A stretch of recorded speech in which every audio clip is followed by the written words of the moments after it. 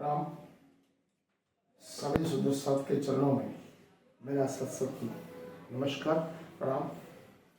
कल महाराज छत्रसाल अध्याय 5 हमने पूरा किया। छत्रसाल जी का बचपन सिर्फ 11 साल की आयु में विंध्यवासिनी देवी के मंदिर बुंदुले के जो अनुष्ठान चल रहा था, उसी समय एक यवन सैनिक को गले से काटकर एक हाथ में यवन सैनिक का सर और दूसरे हाथ में फूल की टोकरी लेके महाराजा छत्रसाल मंदिर की ओर चले। सभी बुंदेली, सभी प्रजा ये देखकर बहुत अचंभित हो गए। चंपत राय और सरेंद्र देवी ने सोचा, ये हमारा कुल नक भविष्य में सम्राट, चक्र सम्राट बनेगा, धर्मपाल बना, वीर विक्रम सूर्यवान बनेगा। जैसे जैसे महाराजा छत्रसाल बड़े होते गए, बाल्य अवस्था धीरे धीरे दूर होती गई। माता सरेंद्र देवी ननिहाल में उनको शस्त्र अस्त्र सभी विद्या सीख ली। साथ साथ वेद पुराण उपनिषद रामायण महाभारती कथाएं उनको सुनाती। उनके अंदर श्री राम, श्री लक्ष्मण, श्री कृष्ण जी और बलराम जी के शौर्य, वीरता, धर्म, धुरा का उनमें सिंचन करने लगे। माता सरेंद्र ने उनको हिम्मत, धैर्य, श्रद्धा, आत्मविश्वास, गंभीरता, निडरता की शिक्षा दी।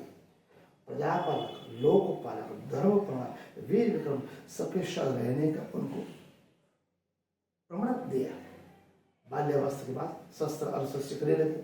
धीरे धीरे महुआ की नदी में, अभी हम जिसको मऊसरानिया बोलते हैं, बुंदेली को जो प्रथम राजधानी थी, वहां पर महुआ के नजीक छोटे से गांव में चेतन गोपाल का मंदिर।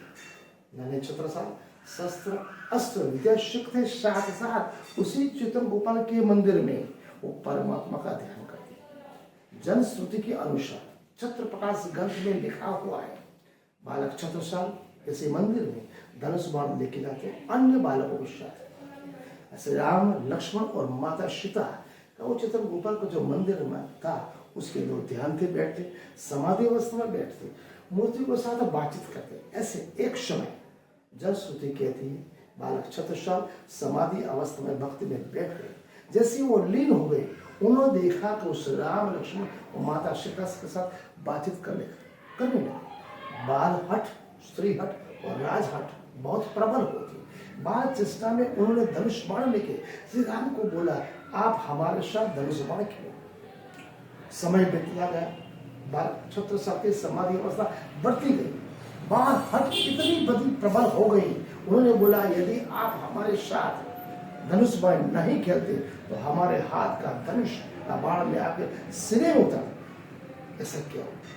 अचंभित हो गई। ऐसी विकल्प में घटना हुई। श्री राम परमेश्वर परमात्मा राम, लक्ष्मण, सीता जी तुरंत प्रकट हुए बाल हट के सामने। लक्ष्मण जी का स्वरूप जो शेषनाग का अवतार है, वो लक्ष्मण जी का पूरा स्वरूप छत्रसाल जी के अंदर प्रवेश किया। दोनों भाई राम और छत्रसाल, लक्ष्मण का स्वरूप छत्रसाल जी के अंदर था। दोनों धनुष बाण देखने लगे। जनश्रुति कहते हैं, ये सभी घटना के दृष्टा सीता माता हुई।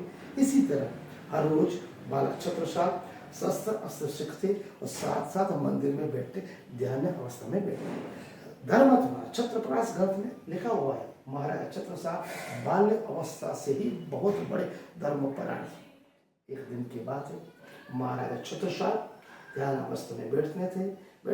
मंदिर की मूर्तियां राम, लक्ष्मण, सीता, साथ राधा और कृष्ण की मूर्तियां उनके संग बातें करती, नृत्य करती। ऐसी अवस्था में वो बैठे थे, भक्ति अवस्था में लीन होता थे। छोटी अवस्था में जैसे हम देखते प्रहलाद में छोटी सी अवस्था में महाराज नरसिंह भगवान को प्राप्त किया था, वही अवस्था महाराजा छत्रसाल में बाल्य अवस्था में लगती थी। बाल्य अवस्था में उनको धर्म के प्रति अति बहुत बड़ी लगनी थी। वो सभी संस्कार माता सरेंद्र देवी, वीरवान, शौर्यवान, हिम्मत, वो सभी चंपत राय के द्वारा था। बाल्य छत्रसाल जी की परम भक्ति धीरे धीरे प्रबल होती गई।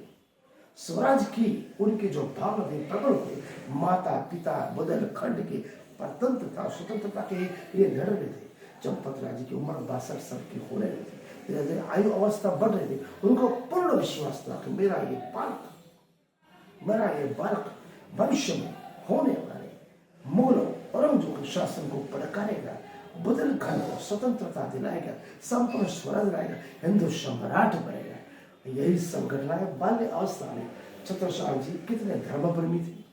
जनश्रुतियां, लोक कथाएं सही सच बोलती। हमारे पुराने ग्रंथ, हमारे 400, 500, हजारों साल पुराना वेद, पुराण, उपनिषद, रामायण, महाभारत, गीता, भविष्योत्तर पुराण, आखिर पुराण, जितनी भी घटनाएं बनी हुई, राम, लक्ष्मण, सीता, श्री कृष्ण और राधा के वो सभी सत्य, सनातन सत्य है। अभी 400 साल पहले की बात है। महाराजा छत्रसाल के, जिन्होंने नजानंद संप्रदाय स्वामी श्री प्राणनाथ जी महाराज के परम शिष्य बने।